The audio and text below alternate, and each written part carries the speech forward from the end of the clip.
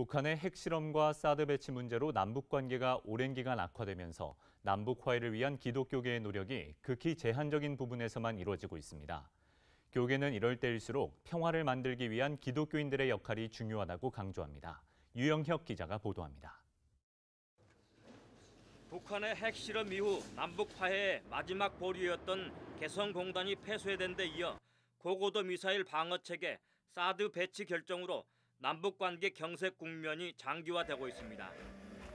이런 가운데서도 기독교계의 통일을 위한 기도회는 이어지고 있습니다. 주빌리 통일구국기도회 같은 기도 모임과 명성교회 등 교회의 통일기도회는 남북관계의 경색 국면에서도 계속되고 있습니다.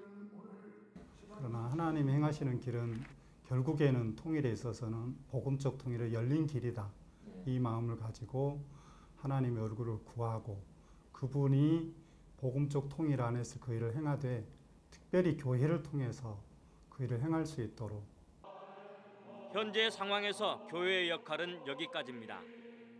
북한 주민들을 위한 인도적인 지원은 물론 인도적 지원이나 남북 화해를 위한 북측 인사 접촉도 이루어지지 않고 있습니다. 올해 기독교계의 대북 인도적 지원은 지난 3월 유진벨 재단이 북한에 보낸 결핵약이 유일합니다.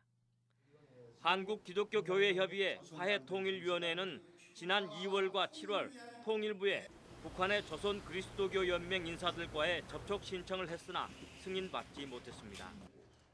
협의회 인사들은 정부 승인 없이 북측 인사들과의 접촉을 강행했다는 이유로 두 차례 모두 과태료 200만 원씩을 부과받았습니다. 남북 관계가 악화되기 시작한 이명박 정권 이후에도 기독교인들을 포함한 종교인들의 북한 방문은 끊기지 않았으나 올해는 한 건도 성사되지 못했습니다. 대북 지원단체 관계자들은 남북 민간인들의 교류가 시작된 이후 가장 오랜 기간 교류 공백 상태가 계속되고 있다고 지적합니다. 교계 인사들은 이처럼 남북의 화해를 위해 기도 외에 아무것도 할 수 없는 상황이지만 평화를 만드는 노력을 그쳐서는 안 된다고 말합니다. 기도하는 일은 기본입니다. 기도는 행동입니다. 기도한 다음에 행동하지 않고는 그 기도의 의미를 우리가 아무런 의미를 부여할 수 없습니다.